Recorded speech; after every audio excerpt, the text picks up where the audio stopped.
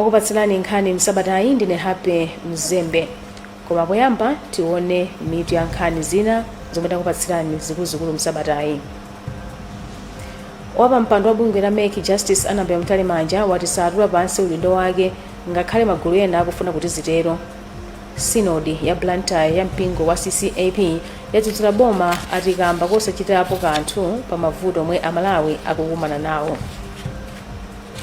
Anthu omwe anagonja pa udindo wa mtsogoleri wa chipani cha UTM pa msonkhano waukulu wa chipanichi ati ndondomekoyi inali ndi zotsamwitsa zambiri. Mzamasewero akuluakulu alilonge golf club akukoza mpikisano wa masewero a golf okumbukira yemwe anali wachiwiri kwa mtsogoleri wa dziko lino a Saulos Chilima. Tsopano onerani nkhanizi. Tiyambe motere ndi nkhani yomwe inamanga nthenje msabatayi. Wapa mpando wa bungwe lona zachisankho la Make Justice Anambia Mtalimanja anatsindika kuti iye limodzi ndi mmodzi mwa akuluakulu a bungweli Andrew Mpesi satula pansi udindo momwe ena akufunira.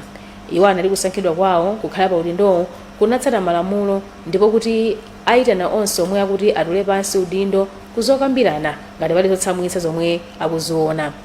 Iwo anatsindikanso kuti kupeza kwa makina achisankho a kampani ya Smartmatic kunatsata ndondomeko zoyenera ndipo zipani zonse zinali nawo pa ntchito yosankha kampaniyi. Imoni Pilingu analemba ripoti ili. Wapa mpando wa bungwe la Make Justice Anambia Mtalimanja wati komishoni inatsatira ndondomeko zonse pogula makina achisankho a kampani ya Smartmatic International ngakhale magulu ena akupempha kuti makina awo asadzagwire ntchito pa chisankho cha chaka chamawa. Poyankhula pa mkumano ndi atsogoleri a mipingo ku Lilongwe, Mtalimanja ati komishoni inapatsidwa chilolezo kuchoka ku bungwe loona zogula ndi kugulitsa katundu m'boma la PPDA kuti igule makina awo kuchoka ku kampani, ponena kuti kampani zina ziwiri zinasiya kuonetsa chidwi pa nkhani kumayambiriro kwenikweni. Justice Mtalimanja wati iwo ndi mkulu wa chisankho a Andrew Mpesi satula pansi udindo wawo ndipo ati omwe akunena izi abwere ndi umboni kuti kusankhidwa kwawo kunali kophwanya malamulo. Bungwe la Make limayendera ndi malamulo ndipo ineyo ndinasankhidwa kudzera malamulo. CEO analembedwanso ntchito kudzera malamulo. Pachifukwa chimenechi ine sindikutula pansi udindo, CEO sakutulanso pansi udindo chifukwa chokuti malamulo onse anayenda bwinobwino. Ngati pali dandaulo kuti malamulo pena pake silinayende bwino, anthu afotokoze komanso pali njira ndithu zodzera kuti ma concerns amene apangidwa address. Oyimira mpingo wa CCAP ku Livingstonia Synod William Tembo wati mkumanowu wachitika pa nthawi yabwino pomwe anthu akufuna uthenga pa nkhani zokhudza chisankho. Anthu amene akavote sakudziwa zinthu zambiri zimene ungadziwa amangodziwa mwina za ma social media. Komano ndimafuna kuti ndinene kuti ngati dziko tindionetse kuti anthu amene azavote iwo ozavotawo ndameka akhale ndi information chifukwa zakhala zowathandizira kwambiri zotithandizira kwambiri. Anthu ngati alibe information nthawi zina amayankhula zinthu zimene sakuzidziwa. Pakanali pano bungwe la Make likuchita kalembera wa chisankho yemwe tsopano ali m'gawo lachiwiri. M'malo mwa Zodiac mu mzinda wa Lilongwe, ndine Imoni Pilingu. Msabatayi Sinodi ya Blantyre ya mpingo wa CCAP yadzudzula boma ati kamba kosachitapo kanthu pa mavuto omwe anthu mdziko lino akukumana nawo. Iyo inati ndiyokhudzira kuti dziko lino likupitirirabe kukumana ndi vuto la njala, kusowa kwa mafuta a galimoto komanso kusowa kwa ndalama zakunja mwa zina. Sinodi inadzudzulaso kusowa kwa chidwi chothana ndi ziphuphu ndi katangale zipolowe pa ndale komanso kugwira ntchito mokondera kwa apolisi. Luka Beston analemba ripoti ili. Liwu la abusa Sinodi ya Blantyre mu mpingo wa CCAP ladza kutsatira msonkhano wa Sinodi wachitatu omwe unachitika ku Blantyre pa November 12, 2024. Mwazina kalatayo kuti kukhazikitsidwa kwa komiti yapadera yofufuza ngozi ya ndege yomwe inapha wachiwiri wakale wa mtsogoleri wa dziko lino Dr. Saulos Klaus Chilima ndi anthu ena kuchiza manja amalemu a Dr. Saulos Chilima ndi ena komanso dziko la Malawi. Abusawo mkalatayo komabe ati ndizokhumudwitsa kuona kuti Amalawi akupitirabe kuvutika ndi njala kamba kuti m'misika yambiri adimaki mulibe chimanga. Pa nkhani yakusowa kwa mafuta ndi ndalama zakunja, kalatayo yati izi zikusokoneza moyo ndi chuma cha dziko ngakhale boma lakhali kunena kuti lithana ndi mavutowa. Kalatayo yatinso kusowa kwa mankhwala mzipatala za boma kukhudza Malawi ambiri omwe sangakwanitse kuwapeza thandizo za umoyo mzipatala zolipira. pomwe dziko lino lukonzekera zisankho chaka chamawa. Kalatayo yati nzokhumudwitsa kuti ziwawa pandale zikupitirira pomwe otsogolera sakuwamanga, ndipo apempha andale kuti asiye mchitidwe ogwiritsa ntchito achinyamata kuyambitsa ziwawa. Abusa awo adzudzula apolisi posagwira ntchito yawo moyenerera popeka chitsanzo cha ziwawa zomwe zachitika ku Lilongwe posachedwapa. Kalatayo yapemphanso akhristu ake kuti akalembetse mkaundula wa chisankho yemwe ali mkati pano kuti adzasankhe adindo oyenerera chaka chamawa. Ndipo a Moses Kunkuyu ndi nduna zofalitsa nkhani komanso mneneri wa boma umu ndi momwe anayankhira pa nkhaniyi. Alemba chikalata mmene chimakhalira kuti mpingo ukufuna kuyankhula ndi anthu pozindikira anthu amakhala mu mpingomo ndi azipani zosiyanasiyana. Ndi alemba kalata yovomereza kwambiri zinthu zimene boma likupanga ndi kuyamikira. Zimenezi ayamikira zisonyeza kuti si cholinga chawo chongofuna kuyankhula zinthu zimene zisali bwino zokha, koma kuyamikira zimene boma likupanga. Kotero tiwathokoze chifukwa aona zitukuko zimene zikuchitika. Tisanene zokuti zitukuko zikuchitika mbali imodzi, koma nkhale misewu imene ikunenedwayo ndi kuti anthunso amene amakhala m'madera mwina akuona misewuyo ikupangidwa. Chimenechi ndi chinthu choyamikirika kwambiri.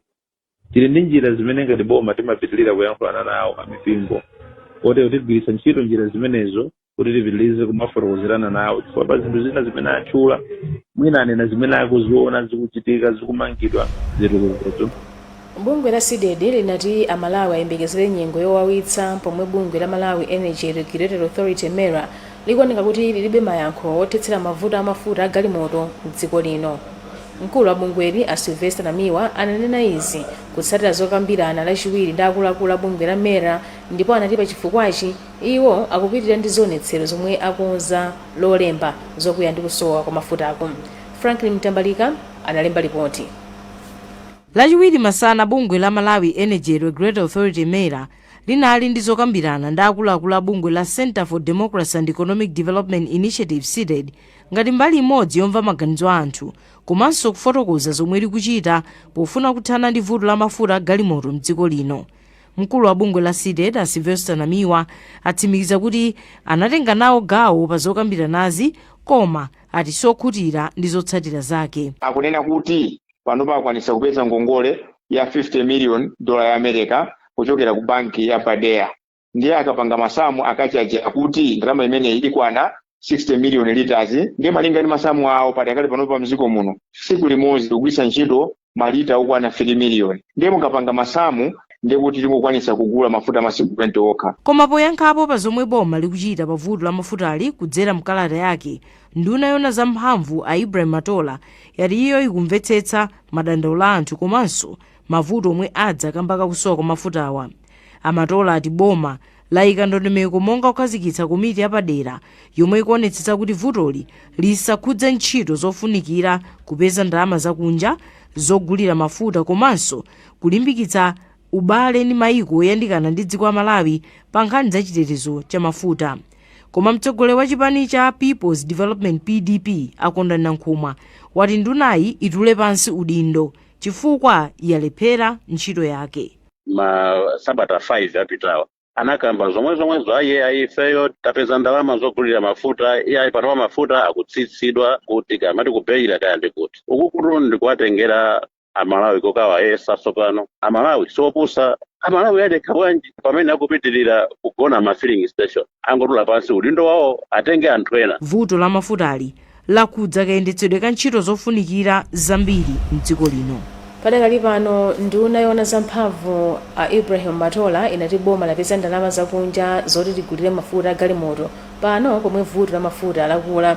Amatola anati boma layika njira zina zokonzera vutoli monga kulimbikitsa ubale ndi mayiko ena omwe galimoto zonyamula mafuta zimadutsako komanso kuonjezera galimoto zonyamula mafuta a galimoto zomwe zimafika m'madoko omwe dziko lino limakatengera mafutawa.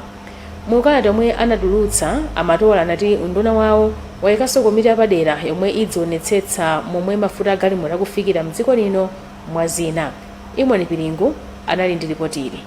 Nduna yona zamphamvu a Ibrahim Matola yati kumvanawo ululu wa vuto la kusowa kwa mafuta lomwe lakhudza dziko lino. Mukalata yomwe alemba amatola atakudziwa kuti vuto lilakhudza kwambiri makolo omwe akulephera kusiya ana awo ku sukulu komanso ntchito za malonda mwa zina. Iwo komabe atakhala okambirana ndi nthambi zosiyanasiyana zokhudzidwa pa nkhani za mafuta a galimoto pofuna kukonza vutoli.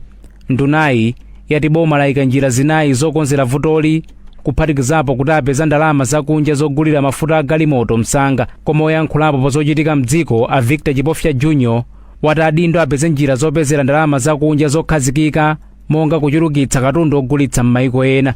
Mwina chomwe tinganene kuti chokira mtima ndichokuti apeza extended credit facility, chifukwa imene ndi facility yomwe amapereka a banki ya IMF kwa mayiko ovutika kuwathandiza ndi ndalama yakunja kuti athe kugula katundu osiyanasiyana kuti atithandizire kuyenesa dziko lathu kuphatikizapo mafuta. Extended credit facility tingati panabe chake, koma vuto lenileni ndokuti ngati dziko tiyenera kupeza ndondomeko yokuti tizipanga katundu mdziko muno tizigulitsa kunja, cholinga nchokuti tizikhani ndalama yakunjako. Posachedwapa bungwe la SIDED lalengeza kuti lichita zionetsero lachinayi posakhutira ndi mmene boma likuchitira pa nkhani yokhudza kusowa kwa mafuta a galimotoku.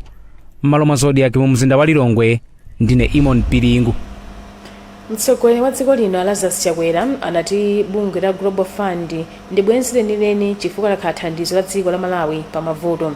Achakwera anena izi ku Lilongwe pomwe amatsegulira zokambirana za chinambala 52 za bodi ya bungweli, ndipo anati miliri monga COVID-19, madzi osefukira ndi kolera ndi ena mwa mavuto omwe dziko lino lalimbana nawo kudzera mu thandizo la bungweli. Franklin Mtambalika analemba ripoti. Zokambirana za chinambala 52 za bodi ya bungwe la Global Fund zayamba ku Lilongwe ndi uthenga wachiyamiko kuchoka kwa President Lazarus Chakwera kamba kathandizo lomwe bungweli limapereka ku mayiko lopititsira patsogolo ntchito za umoyo. Achakwera ati mavuto a za umoyowa anapangitsa kuti apemphe thandizo kanayi konse kuchokera ku mayiko komanso mabungwe pa nthawi yomwe wakhala ali pa mpando kuyambira mchaka cha 2020. Kumbali yake wapampando wa bungwe la Global Fund a Rosalini Malauta watsindika kuti mayiko apeze njira zamakono zopezera thandizo la ndalama zothandizira kuthetsa chifuwa cha TB ndi kufala kwa kachirombo ka HIV komwe kamayambitsa AIDS. Pakanali pano mkulu wa bungwe la African Centers for Disease Control and Prevention Dr. Jean Kaseya walangiza mayiko kuti asinthe kachitidwe kawo ka zinthu poyika ndalama zawo pa ntchito zopanga mankhwala ndi katundu ogwirira ntchito mzipatala pogwiritsa ntchito ndalama za Global Fund. Mwa zina zokambiranazi zilunjika pamomwe mayiko angapezere ndalama zothandizira ntchito zawo za umoyo komanso kuyika ndalama zochuluka kudzera ndondomeko zawo za chuma. Mukuonera nkhani msabatayi pano pa Zodiac ndipo mwe ndine Happy Mzembe. Tili ndi zambiri nkhani pomwepo.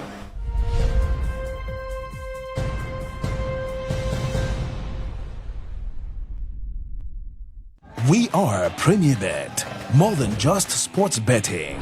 Experience an adrenaline rush like no other with Premier Vegas by Premier Bet. With thousands of online games, you can play fast and win fast. Play the best in crash games and slots, anytime, anywhere. All with a brand you can trust. Get your exclusive welcome offer now. Premier Vegas, where winners play.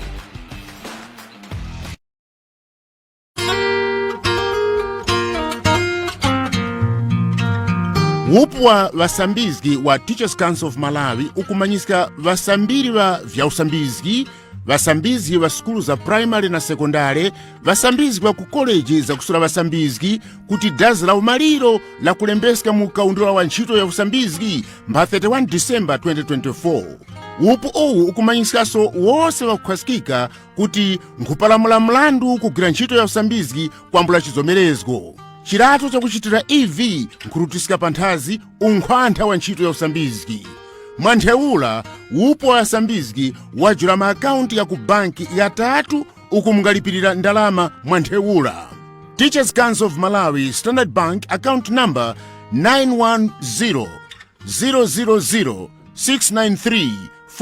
9100069342215. Teachers Council of Malawi FDH Bank account number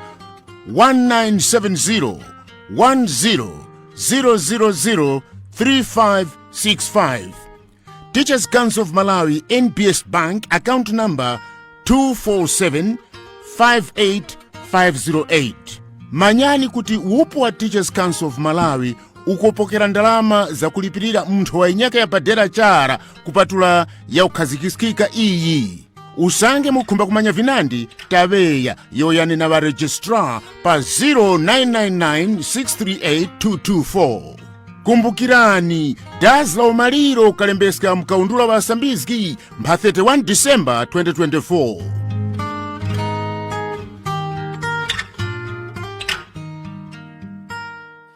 dziwitsa makastoma ake onse amene amagwiritsa ntchito mamita amadzi olipiriratu prepaid kuti mamita awa akukonzedwanso monga mwa ndondomeko yokhudza mamita onse olipiriratu ya token identifier TID.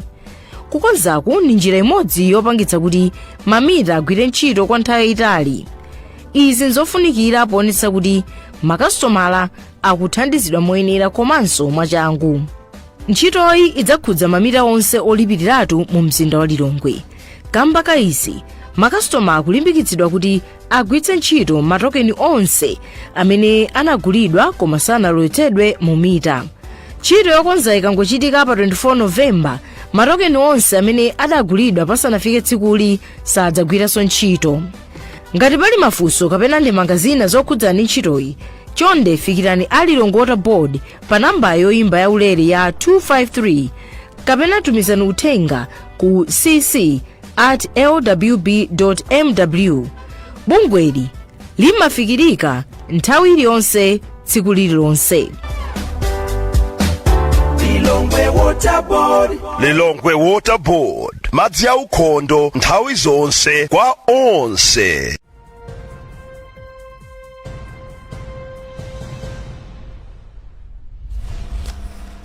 takulandiraniso ndipo tionenso mitu ya nkhanizi. wapampando wa bungwe la MEC Justice Annabel Mtalimanja wati satula pansi udindo ngakhale magulu ena akufuna kuti zitero. Synod ya Blantyre ya mpingo wa CCAP yadzudzula boma ati kamba kusachitapo kanthu pa mavuto omwe Amalawi akukumana nawo. anthu omwe anagonja pa udindo wa mtsogoleri wa chipani cha UTM pa msonkhano waukulu wa chipanichi ati ndondomekoyi inali ndi zotsamwitsa zambiri. ndipo mzamasewero akuluakulu a Lilongwe Golf Club akukonza mpikisano wa masewero a golf okumbukira yemwe anali wachiwiri kwa mtsogoleri wa dziko lino a Saulos Chilima. tipitirire ndi nkhanizi. anthu omwe anagonja pa udindo wa mtsogoleri wa chipani cha UTM pa msonkhano waukulu wa chipanichi pa 17 Novembala ku Mzuzu anali ndondomekoyi inali ndi zotsamwitsa zambiri. yemwe amapikisana nawo Dr. Matthews Mtumbuka anati anaberedwa pa zotsatira za chisankho cha president. nawo a Newton Kambala anati akulimba madandaulo wawo kuti apereke ku komiti yomwe imayendetsa mwambowu omwe anakonza msonkhanowu komanso bungwe lomwe limayendetsa chisankhocho la Mtendere Electoral Support Network anatsutsa izi. kuchokera ku Lilongwe, Alex Banda anali ndi ripoti ili. Ombo Mtumbuka apeza mavoti 22. Dr. Matthews Mtumbuka akuti zotsatira za chisankhozi zinabedwa. omwe amayimira Mtumbuka Agrivinia Kanjaula akuti panali zinthu zingapo zomwe zinachititsa kuti zotsatirazi zikomerewena. kukhuzana ndi ma auditors and the chairman amene amang'anira zisankho ananena kuti even signing or no signage sizisintha kanthu iwo aulusabe. wachiwiri kwa wapampando omwe anakonza convention ya UTM Alekani Loga atsutsa izi. bungwe la Mtendere Electoral Support Network lomwe linkayendetsa chisankhochi lati linayika ndondomeko zokhwima zomwe cholinga chake chinali kuteteza voti iliyonse. Dr. Patricia Kariati apeza mavoti 21. Maynard Nyirenda wapampando wa bungweli akuti kupatula kuti bungwe lawo linkayendetsa chisankhochi panali maodita apadera omwe anawunika ntchito iliyonse yomwe iwo anagwira. panali masystem akatiti komanso ma independent auditors sinatengeso ndifeya amenewo anatengedwa ndi komiti yoyendetsa za chisankho tinangokumana konkuja sima auditors ati. Bambo Newton Kambala apeza mavoti 26. ndipo wina yemwe anayimiranso pa mpando wa president a Newton Kambala wati pakadali pano akuonkhetsa zonse zomwe zinalakwika pa chisankhochi ndipo abweretsa poyera mkalata. Dr. Chidanti Malunga akulankhula m'malo mwa Kambala. tikuona kuti pali zinthu zingapo zomwe sitigwirizana nazo ndi panopa tikuonkhetsa limodzi zinthu zimene zokuti tipereke kwa amene amayendetsa chisankho sizinachitike imene timayembekezera. koma katswiri pa nkhani za ndale a Wonderful Mkhuche akuti atsogoleriwa akulephera chabe kungovomereza kuti adagonja. zikungoonesa kuti anthu amene ankaponya chisankho ku chipanichi momwe akufunira kuti maudindo akhalire. Dr. Dalitso Kabambe ndiwo anapambana pa chisankhochi ngati president ndi mavoti 636 pa mavoti 748 omwe anaponyedwa. Sinamalize. Dr. Dalitso Kabambe apeza mavoti 636. Malo mwa Zodiac kuno ku Lilongwe. Ndine Alex Banda. Ndipo akatswiri pandale anayankhula mosiyana pamomwe Dr. Dalitso Kabambe anachitira pa chisankho chomwe nthumwi za UTM zinachita. Ena mwa akatswiriwa anati zotsatirazi ndi zodabwitsa kwambiri potengera kuti Dr. Kabambe abwera kumene mchipanichi. Imoni Piringu anatipatsira ripoti ili. Akatswiri pandale a Vincent Rangel komanso a Victor Chipofya Junior atsutsana pa kusankhidwa kwa mkulu wakale wa banki ya Reserve a Dalitso Kabambe omwe tsopano ndi president wa chipani cha UTM. A Rangel ati kupambana kwa Kabambe kukusonyeza ulendo watsopano wa chipanichi, komatu ati akuyenera kuluzanitsa otsatira chipanichi ndi mfundo zawo. Iwo ati anthu atatu omwe amapikisana ndi Kabambe omwe ndi Dr. Patricia Kaliati, Dr. Newton Kambala komanso Dr. Matthews Mtumbuka analibe nyonga zopambanira chisankhochi, n'chifukwa chake Kabambe apambana ndi mavoti ochuluka. Kabambe ali ndi ntchito yayikulu chifukwa chonena kuti chipanichi kuchokera pamene achilimana mwalira chakhala mkwedekwedo waukulu. Nde Kabambe ali ndi ntchito yayikulu pokhalanso munthu amene mwina nkhani zokhuza mapropaganda zisibwenikweni, chifukwa vuto limakhala zindali ndi mapropaganda. Pakoza kuyamba kuchitika zinthu zina zooneka kuti mwina ndi zongochitika. Le kwa ineyo ndiona ngati kuti ndi ntchito yayikulu. Komatu katswiri wina Victor Chipofya Junior wati kupambana kwa Kabambe kwadzidzimutsa anthu ambiri mdziko lino kamba kuti anali achilendo mchipanichi.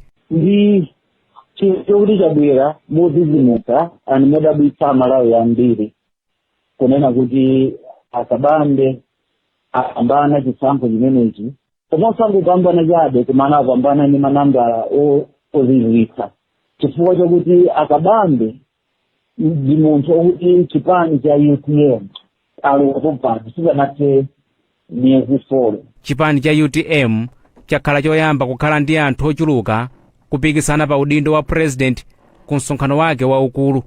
M'malo mwa Zodiac mu mzinda wa Lilongwe, ndine Imon Piringu. Msabata yangothayi akuluakulu a Lilongwe Golf Club anati akhazikitsa komiti yapadera imene ikonze mwambo wa mpikisano wa masewero a golf okumbukira yemwe anali wachiwiri kwa mtsogoleri wa dziko lino Malemu Saulos Scouse Chilima. Achilima amene anafa pa ngozi ya ndege pamodzi ndi anthu ena asanu ndi atatu pa 10 Juni m'nkhalango ya Chikangawa anali odziwika ndi masewerowa. Mmodzi wa akuluakulu a Lilongwe Golf Club Maziko Kumbani anatiuza kuti cholinga cha mpikisanowu ndi kufuna kubweretsa banja lonse la masewerowa pamodzi. Mzimu wake wose mumtendere. The late Vice President Dr. Saulos Scouse Chilima anali member mmodzi wa anthu pa klabu pathu pano, and mmene amakhalira ndi anthu I think ndi chifukwa chimene anthu anali amakanika kubwera kuzayambanso kusewera golf. Ndikukumbukira ndinali mmodzi mwa anthu amene ndinakanika kupanga participate in the first 2 tournaments, and chachikulu nayo kuti anthu timakanikabe kumvetsetsa because tinazolowera unawo kuti akamaliza golfu kutengera ndi mmene analili munthuyo timayembekeza kuti mwina azikhala kunyamuka mapita nyumba, but amakhala nafe pano kucheza nthabwala, and anali munthu wokonda nthabwala kwambiri. Ndi chifukwa chake I think ndi nthawi magolfers anaa kuti tiyeni tiunikirenso tione unawo kuti ndi njira yanji imene tingapanga unawo kuti tionetse unawo kuti munthu uyu kumene ali mzimu wake ukusa mumtendere. Apanso tu ndipo pamtsiriziro pa nkhani msabatayi kumatsanasiyane tionenso mitu yake. Wapampando wa bungwe la Make Justice Annabel Mtalimanja wati satula pansi udindo ngakhale magulu ena akufuna kuti zitero.